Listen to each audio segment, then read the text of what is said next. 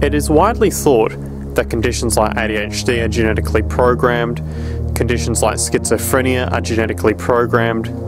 The truth is the opposite. Nothing is genetically programmed. There are very rare diseases, a small handful, extremely sparsely represented in the population, that are truly genetically determined.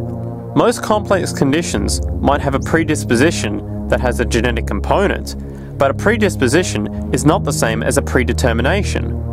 The whole search for the source of diseases in the genome was doomed to failure before anyone even thought of it, because most diseases are not genetically predetermined. Heart disease, cancer, strokes, rheumatoid conditions, autoimmune conditions in general, mental health conditions, addictions, none of them are genetically determined.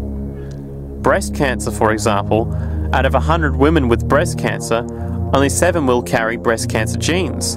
93 do not. And out of 100 women who do have the genes, not all of them will get cancer. Genes are not things that make us behave in a particular way, regardless of our environment.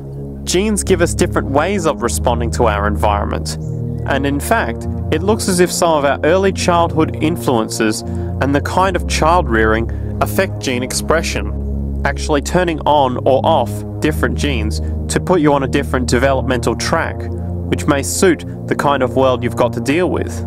So for example, a study done in Montreal with suicide victims looked at autopsies of the brains of these people. And it turned out that if a suicide victim, these are usually young adults, had been abused as children, the abuse actually caused a genetic change in the brain that was absent in the brains of people who had not been abused. That's an epigenetic effect.